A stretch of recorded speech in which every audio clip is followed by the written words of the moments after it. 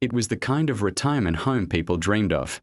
Manicured lawns, rocking chairs on the porch, nurses with gentle voices and soft hands. Families called it a blessing. Patients called it peace. But peace is a tricky thing. Easy to fake, hard to hold. So when a therapy dog named Bear suddenly stopped mid-walk and let out a deep, bone-shaking growl at the end of a quiet hallway, the illusion cracked just a little.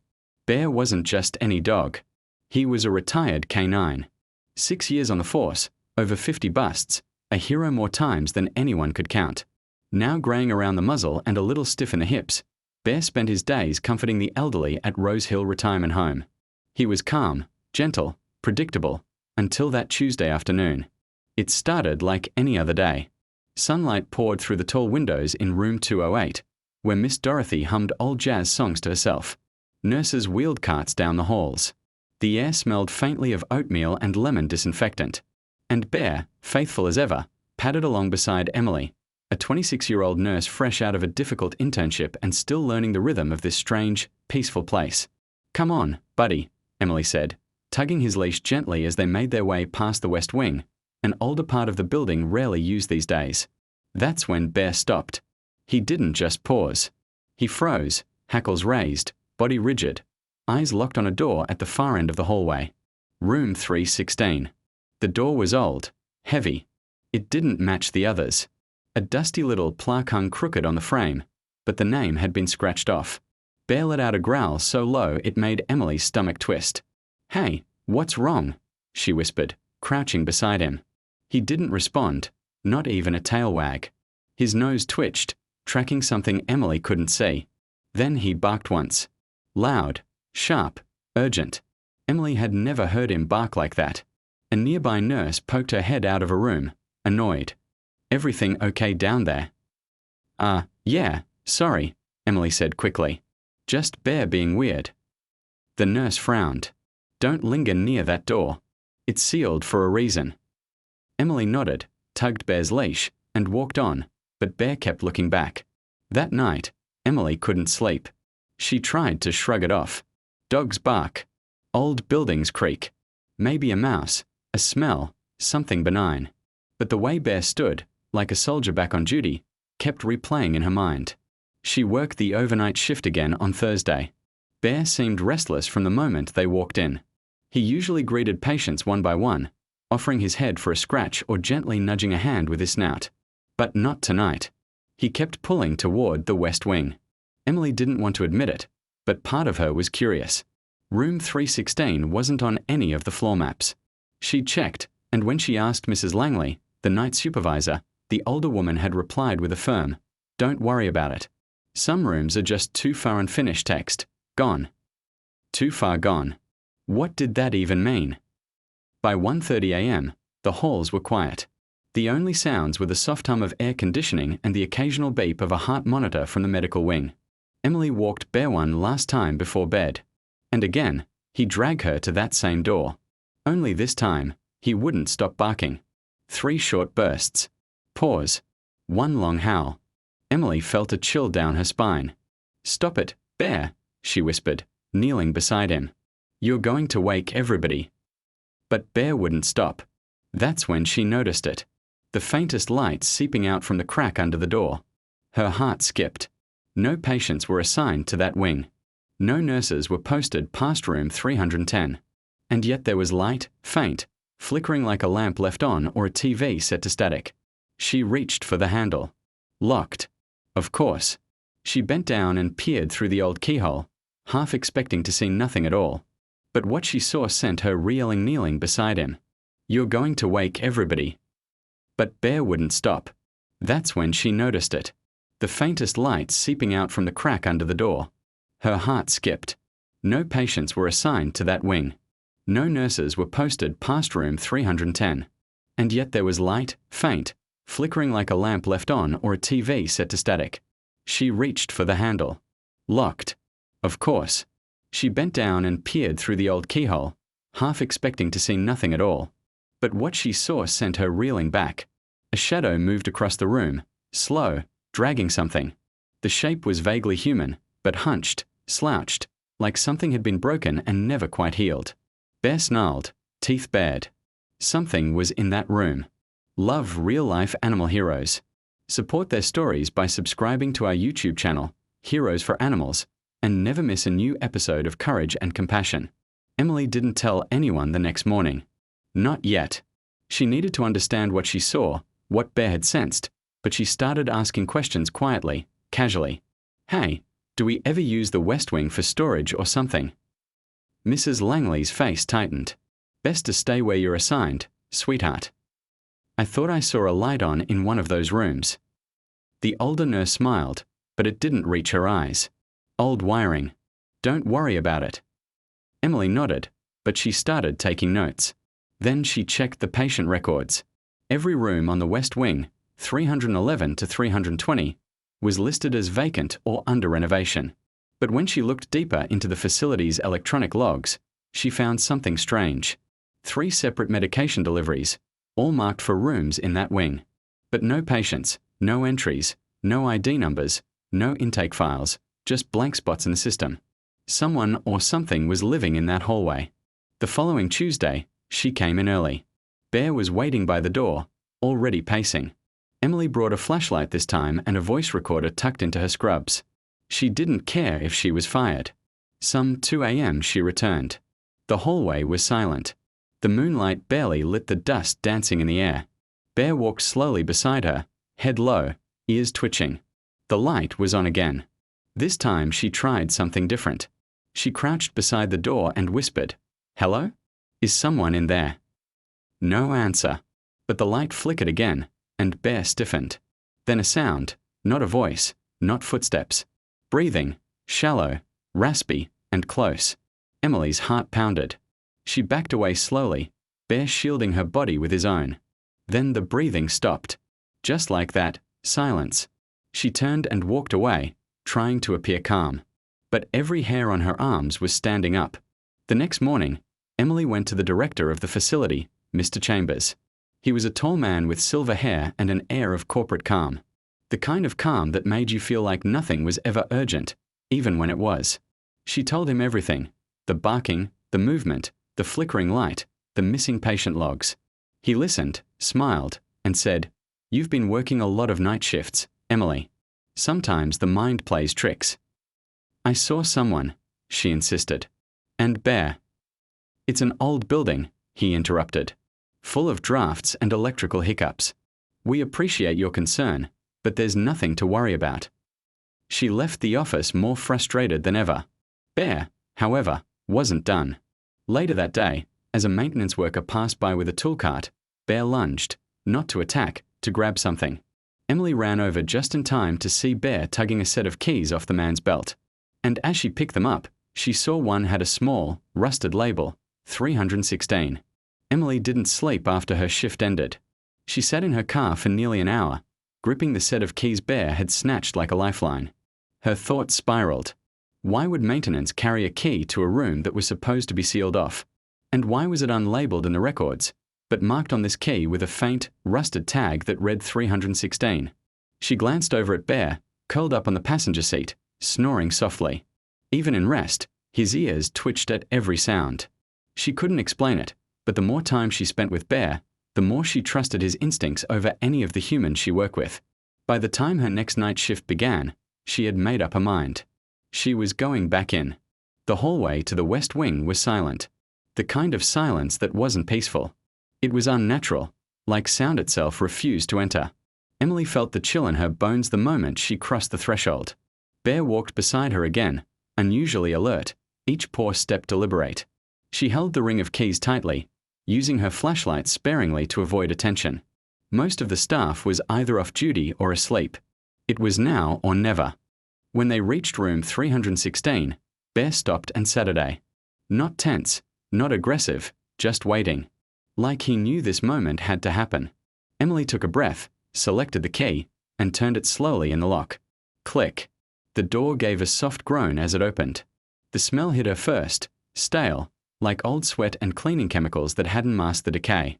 Her flashlight trembled in her hand. She stepped inside. The room was larger than she'd expected. It wasn't a patient room. Not really. The wallpaper was peeling. The floorboards creaked. But what stood out was that it was lived in. There were 2 narrow hospital beds, both made, though one had a deep indentation like someone had been lying in it for hours. An old 4 stand rested by the wall. A TV mounted high in the corner flickered with static. And on the far side, a man in a wheelchair, unmoving, facing the wall. Emily's breath caught. "Sir," she said quietly. No response. She edged forward, heart pounding. Bear let out a low growl, staying behind her near the door. She took another step. The man stirred. He didn't turn, but he raised one hand slowly, shakily, and pointed at the nightstand beside him. Emily blinked. She walked over carefully and opened the drawer. Inside, she found a small, leather-bound notebook. No name on the cover, just old, worn edges and cracked binding. The man finally spoke, his voice dry like he hadn't used it in days. "He thinks no one remembers us." Emily looked at him. His face was gaunt, his eyes sunken. He looked 80, maybe 90, but there was something alive in his gaze, something sharp. "Who are you?" she asked. His lips barely moved. "You already know." She didn't. But something about the way he said it chilled her. She flipped open the notebook. The first page read, "They were supposed to be dead." Emily didn't take the notebook right away. She closed it, set it back where she found it, and backed out slowly. Her instinct screamed that she had stayed too long. As the door clicked shut behind her, Bear stood and pressed his body against her legs, protective, grounding. She didn't sleep when she got home. Instead, she searched through every database she had access to. Health records, old employment rosters, even news archives.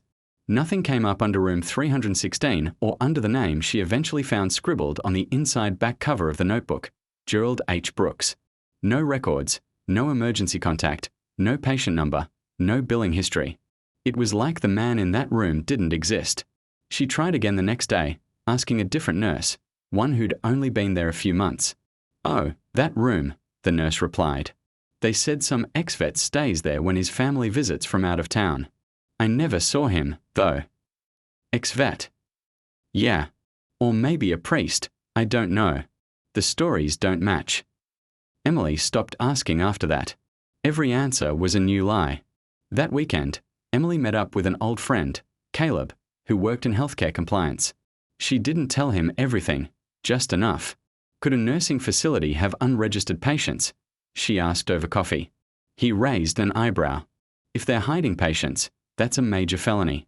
Fraud, abuse, illegal confinement. Why? Emily hesitated, then said, "Let's say someone finds a patient with no record, no billing file, no social or ID. What would happen?" He leaned in. "You'd call the state immediately." She nodded, but she didn't. Not yet. Because something about the way Gerald had pointed to that notebook, it felt like there was more. Like this wasn't just fraud. It was deeper, darker. She had to know what they were hiding. Sunday night, Emily returned to room 316. The key slipped into the lock more easily this time, as if the door was waiting for her. Gerald was sitting in the same spot. He didn't turn when she entered, but he spoke. "You came back." "I read a little," she said, holding up the notebook. "It's hard to believe." "Then don't believe." "Look," he pointed again, this time to a curtain at the far side of the room. Behind it, Emily found a door, a second door. Metal, heavy, like something you'd find in a hospital basement or a military facility. It had a biometric scanner beside it. Not a key card, a scanner. "What is this?" she whispered. Gerald gave a dry chuckle. "That's where the others are." Emily stared at the scanner. "No one else ever comes in here," she said, half to herself. "They can't," he replied. "They don't have the key." He nodded at Bear. Emily blinked. Bear. Not the dog. The name. It was a code once, before they retired the program. What program? He turned his chair slightly, finally facing her. The program they buried, just like us. She took a step back, heart pounding. What were they doing here? Gerald's eyes locked onto hers, trying to forget what they did. Emily left that night with the notebook in hand. Inside were names, dates. Some were just numbers. Others had red ink slashed across them. One stood out. July 17, 2009. Subject 13A, terminated. And beneath that, written in shaky, looping handwriting, not terminated, moved. Room 317. Her eyes widened.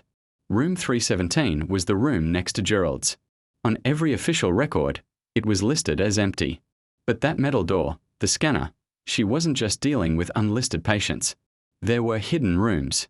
The next morning, Emily arrived early. She made coffee, smiled at the other nurses, played along, but all the while she was watching.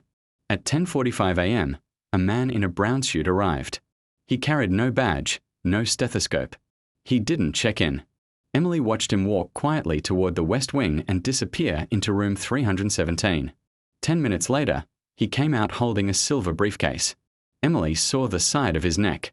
A small scar, like something had been implanted and later removed. He didn't look like a doctor. He looked like someone who erased things. Bear growled from across the hallway. Emily didn't stop him this time. Emily couldn't stop thinking about the man in the brown suit. No ID, no clipboard, no word spoken, just in and out, clean, quiet, practiced, and the silver briefcase.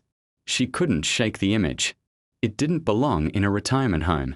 It belonged in a government facility or a movie where people disappeared, and nobody asked questions.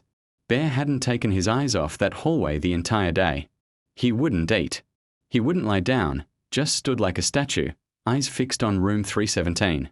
That night, Emily made a decision she never thought she'd make. She clocked out, but she didn't leave. She hid. She waited behind the storage shelves in the laundry room, the one place without security cameras. She could hear the hum of machines and the occasional squeak of a rolling cart.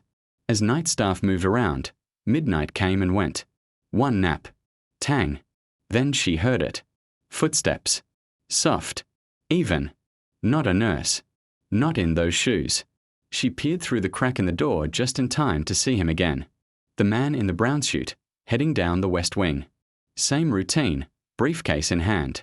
He used something on his wrist, a dark band, maybe a biometric reader, and entered room 317 without a sound. Emily counted every second. 5 minutes. 10. 15. At minute 20, the door opened again. The man walked out, empty-handed. Gone. Emily waited 10 more minutes before she moved. Room 317 was different from room 316. Cleaner. Colder.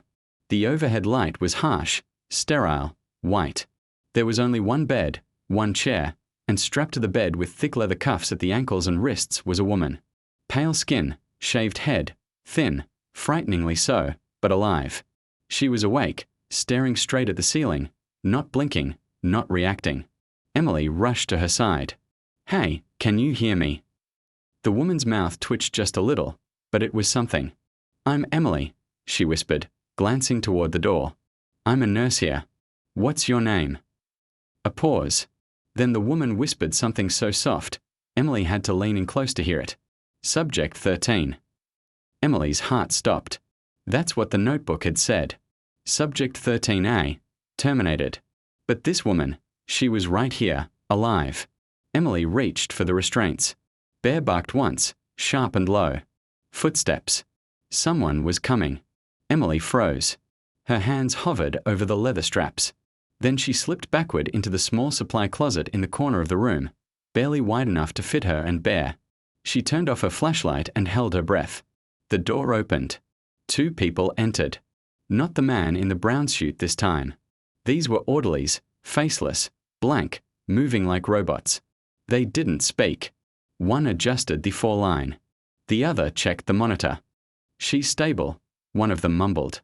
"Barely." They said, "No more than 48 hours." The other nodded. "Let her sleep."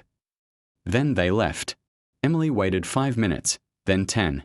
When she was sure they were gone, she emerged and rushed to the bed. "Hang in there," she whispered. "I'm coming back for you." That morning, she called Caleb. "All right," he said over the phone, voice tense. "Let's say you found a hidden patient. You're sure she's not listed anywhere?" "She's not," Emily replied. "She doesn't have a chart. There's a metal door connecting from 316. There's something underground."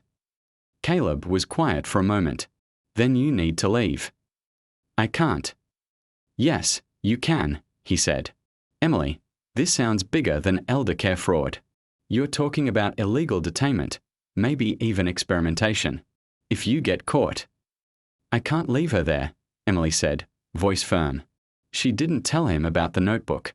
She didn't tell him she had taken it with her that night. That evening, she stayed late again, openly this time, said she was picking up an extra shift. The staff had grown used to her now. No one questioned it, but as she passed the nurse's station, she overheard something that made her blood run cold. They're moving her tonight, Mrs. Langley said to another nurse. Corporate orders. To where? Doesn't say. Emily kept walking, but she knew what it meant. They were getting rid of Subject 13. Whether that meant moving her or silencing her forever, Emily didn't care. She had to act. She waited until just after 2 a.m. Bear was ready, waiting beside the West Wing door like he understood everything. She used the stolen key to enter room 316, then slipped through the metal door Gerald had shown her.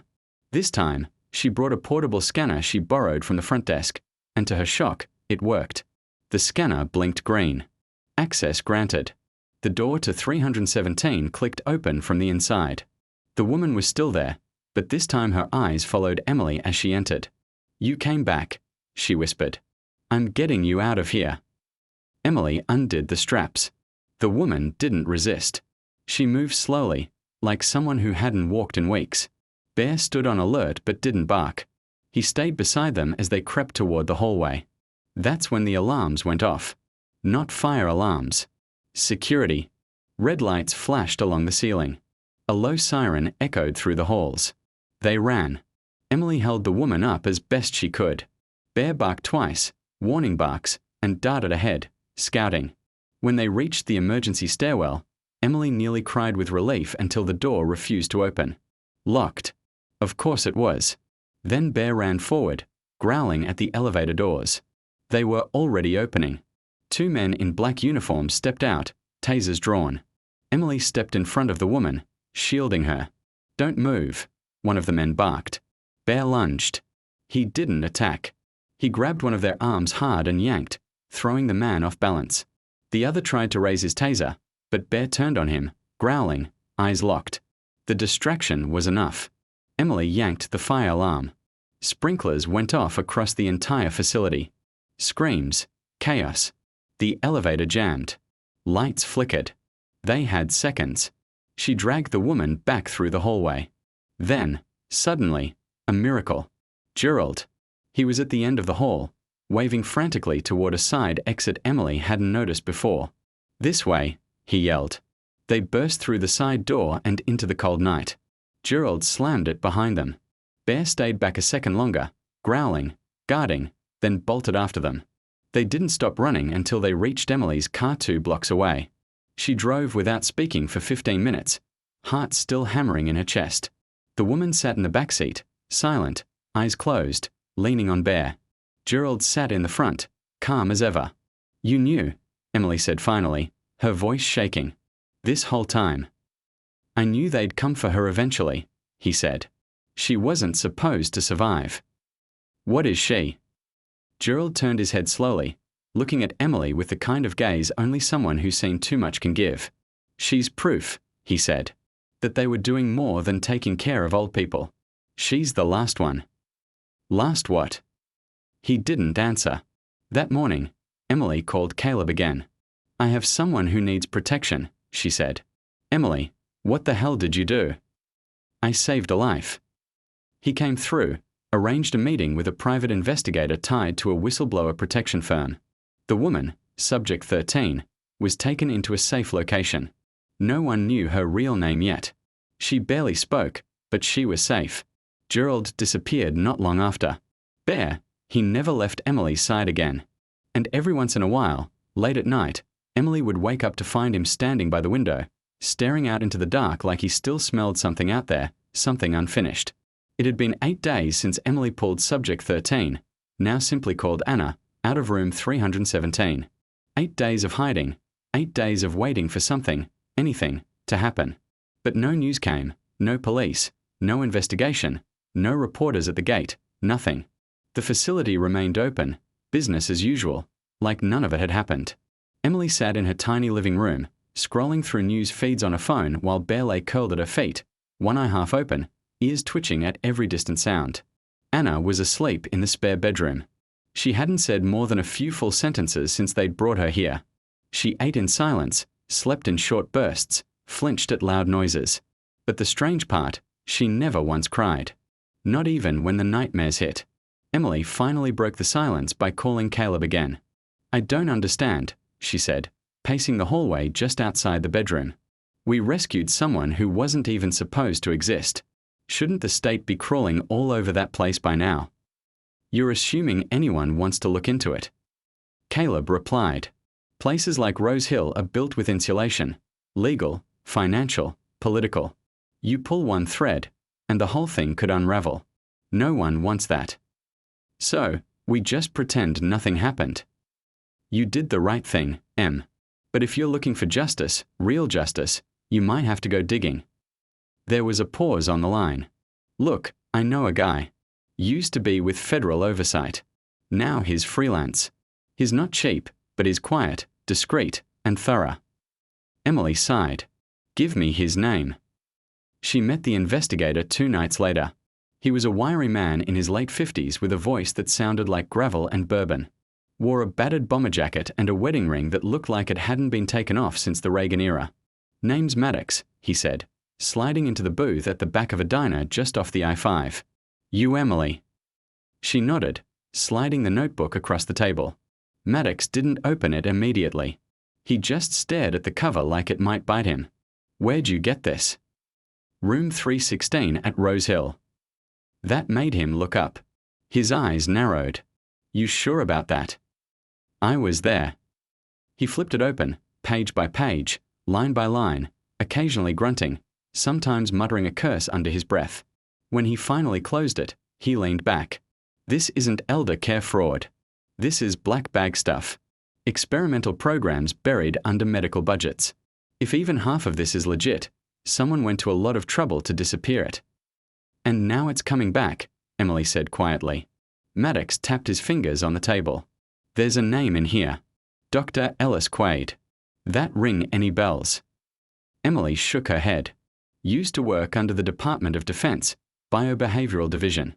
Vanished from the public record in 2012.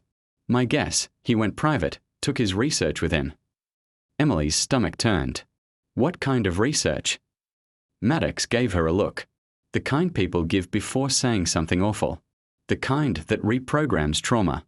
Memory deletion, emotional reconditioning, human test groups, most of them forgotten by their families. Easy targets. Emily leaned in. "What do we do?" "We follow the money." The first break came 2 days later. Maddox called her at 4:17 in the morning. "Get dressed. Meet me at the records archive. Bring Bear." She did as told. They met in the parking lot of a state-run facility that looked like a DMV married a warehouse. Inside, Maddox flashed a badge she was pretty sure was fake, but good enough to get them in. They combed through boxes of old files, the kind that hadn't been digitized yet. Most were mundane. Meal plans, budget approvals, staff shift logs from a decade ago. But then, Maddox found it. A transfer order. February 13th, 2011. 5 patients relocated from Facility 8B, now Rose Hill, West Wing to an unknown holding unit. Clearance level redacted. The names were blacked out. All except one, Anna L. She's been there that long. Emily whispered. Maddox nodded. Long enough for everyone to forget she was even alive. He kept flipping until he stopped on a photocopied ID badge. Ellis Quaid, consultant, Rose Hill. Special projects. There was an address scribbled on the back in pencil. Looks like we are going for a drive, Maddox muttered. They found Quaid's name tied to a shell company registered out of Delaware, funneling consulting fees to an office in Santa Rosa. When they got there, the building was gutted. Stripped walls, torn carpet, empty file cabinets. Whoever had been there had cleared out fast. But Bear didn't seem convinced. He kept circling the far end of the room, sniffing along the edge of the baseboards. Then he barked. Emily rushed over and found a narrow vent cover slightly ajar. Inside, stuffed between old insulation and a dead mouse, was a sealed manila folder. Inside the folder were photographs of Anna hooked to machines, monitored, watched, page after page of biometric charts, brain scans, and chemical trial logs. One memo caught Emily's eye. Subject 13 has shown rare memory resistance. Recommend indefinite confinement to prevent breach. She stared at the sentence, her hands trembling. She was the only one who remembered. Maddox nodded grimly. That's why they buried her. That night, back at home, Emily showed Anna the photos. The woman didn't speak for a long time. She just looked at the pages in silence, flipping them slowly. Then finally she said, "My name's not Anna." Emily blinked. "It's not. My name is June." She smiled, barely. "I remember now." In the days that followed, June began to change. She ate more, slept longer, spoke in full conversations. Bits and pieces of her past came back. Parents, school, a brother named Tyler who used to read comic books out loud at bedtime. She remembered being taken, remembered the needles, the isolation. But more than anything, she remembered a voice. "You're not real, June. You're what we made." She woke up screaming the first time she said that out loud. Bear was always there, jumping onto the bed, pressing his body against her like a weighted shield. And it worked. She always calmed down. Maddox disappeared not long after delivering the last of the files to a contact he trusted in the press. The files never made it to print. Instead, Rosehill quietly changed ownership. The website went offline, and room 316 was sealed for real this time. Emily stayed in touch with June, who moved to a protected residence out of state under a new identity. Bear stayed with Emily, older now, moving slower but still watchful.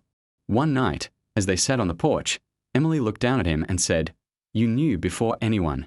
You saw what none of us wanted to." He gave a soft whine, tail thumping once. She smiled. "Heroes come in all shapes, don't they?" Bear was slowing down. He still followed Emily from room to room like the loyal shadow he'd always been, but his pace was more deliberate now. Sometimes when he lay down, he gave a soft grunt, like it took more effort than it used to. Emily noticed it most in the mornings. He used to greet the day by racing to the door the moment he heard birds chirping. Now he lingered on his dog bed a little longer, lifting his head first, then his body. He had earned the rest. But something in his eyes told Emily he wasn't done yet. Not while the silence lingered. Not while Rosehill stood. June, now living under federal protection, had begun writing everything down. She filled notebook after notebook with fragmented memories, names, faces, descriptions of long white hallways, a woman with a green clipboard, a smell like bleach and copper. One name came up more than any other, Ellis Quaid. Emily circled it every time it appeared. The government claimed Quaid had been missing for years. Dead, some said. Retired abroad, said others. But Emily didn't believe in ghosts, and Bear hadn't stopped pacing at night. One quiet Saturday, Emily drove 2 hours south to visit Maddox. She hadn't seen him since he vanished after leaking the files. He'd gone off-grid, but Emily knew where to find him. An old RV park tucked behind a dry canyon road, the kind of place where no one asked for last names. He greeted her with a thermos of black coffee and the same gruff voice that somehow managed to sound kind. "You're not done, are you?" he said, handing her the mug. Emily shook her head. "Neither is Bear." He glanced down at the old dog, who had curled up at Emily's boots but kept his eyes fixed on the dusty road behind them. Maddox lowered his voice. "I've been hearing whispers about something called Project Echo." Emily looked up sharply. "What is it?" It was a behavioral reset program, off the books, funded through back channels, military, private contractors, pharma. They used facilities like Rosehill as cover. Quiet patients, already forgotten. Easy to test on. "And Quaid?" she asked. Maddox sighed. He was the architect. That night, Emily sat on her porch, Bear curled up beside her, watching the sky darken from orange to blue to black. She held June's latest notebook in her lap, flipping through pages filled with scribbled nightmares and broken memories. One passage stopped her cold. I was in the chair again, the humming sound in the wall. I remember Quaid saying, "If it works on her, it works on anyone." And then the lights went out for a long time. Emily closed the notebook. What if June wasn't the only one? What if Rosehill still had more secrets? The next day, Emily returned to the retirement home. Not officially. She parked 3 blocks away, dressed in a delivery uniform she borrowed from a friend, a cap low over her face, clipboard in hand, a box labeled medical supplies in the trunk. Bear waited in the passenger seat, watching the building like a sentry. She timed it perfectly, mid-lunch, when the front desk was least staffed. She walked in like she belonged. No one stopped her. She made it halfway down the east wing before she slipped into the old supply corridor that used to run behind rooms 310 to 320. She knew where to go. Room 319, never mentioned in files, never lit from the outside, but always quiet. She pressed her ear to the wall and froze.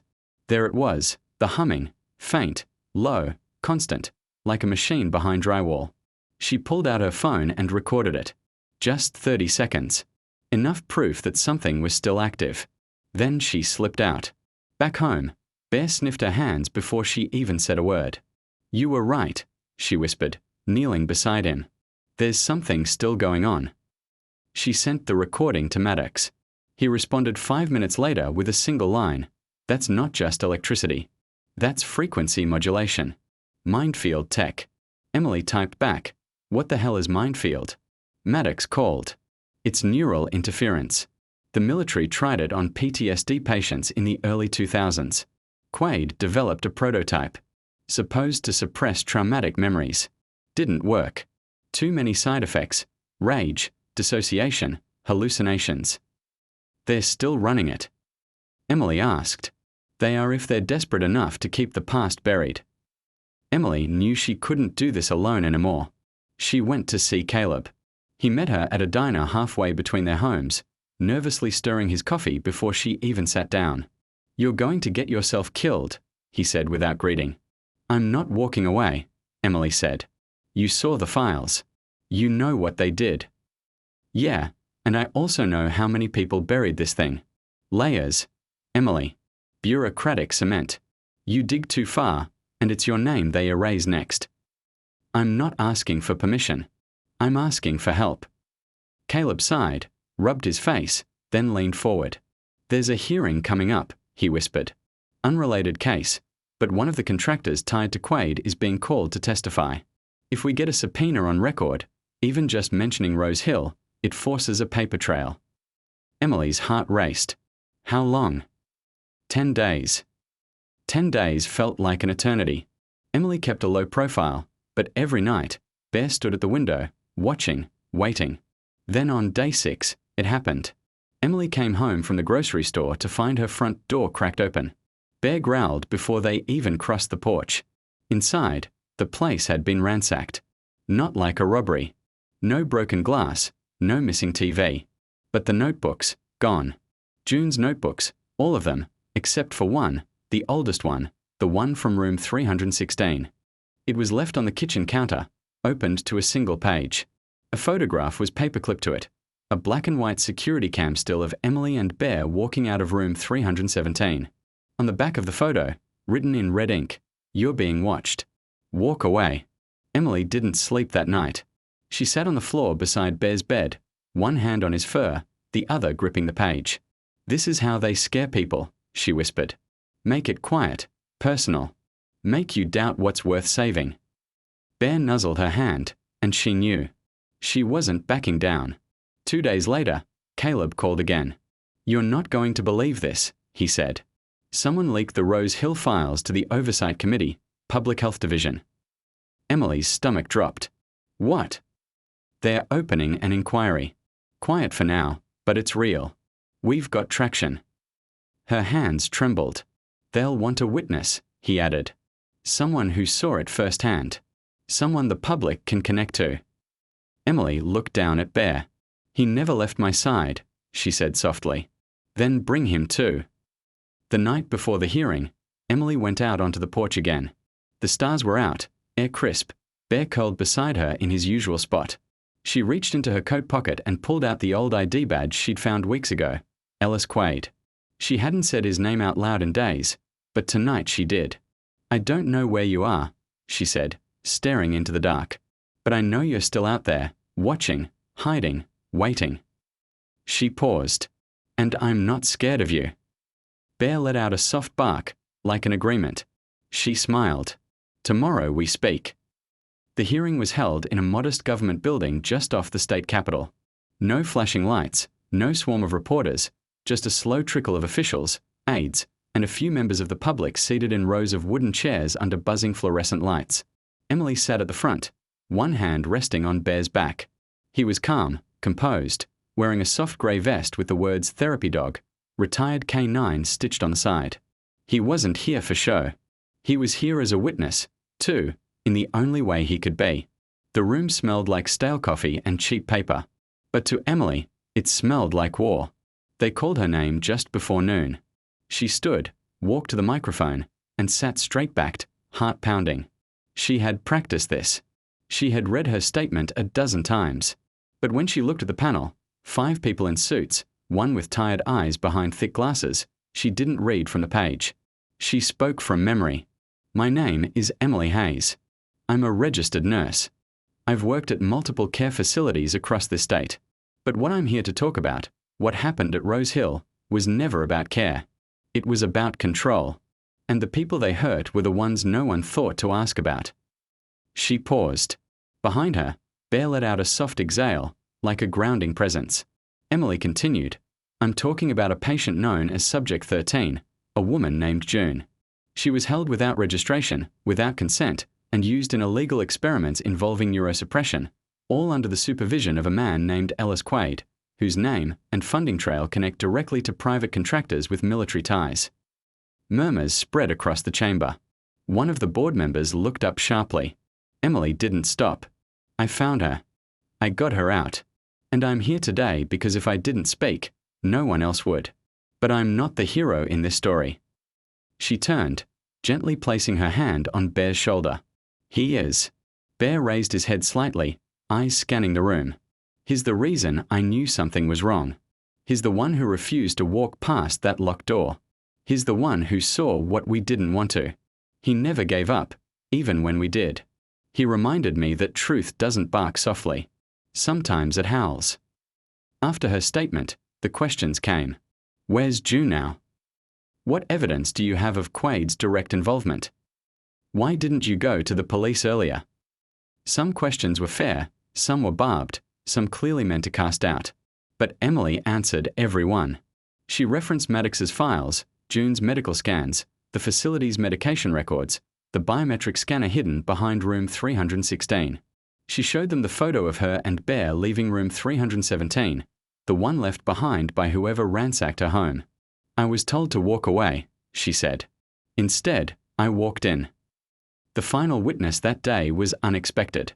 A man in a grey suit entered the room, flanked by 2 plainclothes officers. Emily's heart stopped. Ellis Quaid, older now, hair white, skin thin and drawn, but his eyes still sharp, still cold. The board chair leaned into the microphone. Dr. Quaid, you've been subpoenaed to appear under federal review. You may decline to answer, but we are authorized to continue proceedings in your absence. Quaid didn't speak right away. Then he looked directly at Emily. You have no idea what we were doing, he said, his voice steady. You think we were monsters. You don't understand the world we were trying to protect. Emily stared back. You weren't protecting the world. You were hiding from it. Quaid shook his head, almost pitying. June was unstable. You have no idea what she was capable of. Emily stood. I know what you were capable of, and I won't let you hide it anymore. The room was quiet when the hearing adjourned. Emily stepped out into the late afternoon sun, Bear beside her. The air felt different, lighter. Maddox met her outside. He didn't say much, just handed her a manila envelope. Whistleblower protections are in place, he said. The press will pick it up by morning. June's safe. You did good. Emily nodded. She deserves her life back. You all do. That night, Emily drove back home with Bear in the passenger seat, his head resting against the window, eyes half closed. The radio played soft folk music. The sun dipped below the trees. For the first time in months, she didn't feel like she was being followed. She made dinner. Nothing fancy. Grilled cheese, tomato soup. Bear sat on his usual mat near the table. Halfway through eating, she looked at him and smiled. Think we'll ever get used to normal again? He wagged his tail once. 2 weeks later, the headlines broke. Illegal human experiments tied to Rose Hill facility. Retired nurse and K9 expose hidden medical program. Where is Ellis Quaid? No one had seen him since the hearing, but the damage was done. The investigations widened. Other facilities were named. Other victims began to surface. Some still alive. Most still forgotten. June became the face of a quiet movement. Anonymous interviews, blurred features, but her voice, stronger now, reached people. Emily declined most interviews. She didn't want fame. She wanted closure. One evening, June called. I remembered something else, she said. Emily leaned against the kitchen counter, holding the phone with one hand, Bear's bowl in the other. What is it? There was a phrase they used before every session. Quaid would whisper it before the lights went on. Emily waited. He'd say, "You'll forget who you are before the world remembers what we did." Emily closed her eyes. Not anymore, she said. The world remembers now. 3 months passed. Emily went back to nursing at a small community clinic. Nothing secret, nothing hidden, just people who needed care and someone to care enough to see them. Bear came to work with her twice a week. The patients adored him. On his off days, he slept more, walked less, but he still barked when something didn't feel right. She trusted him more than any protocol. One evening after locking up the clinic, Emily sat with Bear on the back steps. The sky above was orange and fading, the kind of summer twilight that made everything feel possible again. She scratched behind his ears. You saved lives, Bear, more than you'll ever know. He leaned into her hand, a soft huff of contentment. Funny, she whispered, how the world thought you were retired. But you never really stopped working, did you? She looked up at the stars. Some heroes wear uniforms, others wear fur. Thank you so much for following this story through every twist, secret, and howl in the night. It's been an emotional journey and a reminder that truth doesn't always roar. Sometimes it just barks and waits for someone to listen. Now I want to hear from you. What would you have done if Bear barked at a locked door and no one else believed him? Let me know your thoughts in the comments.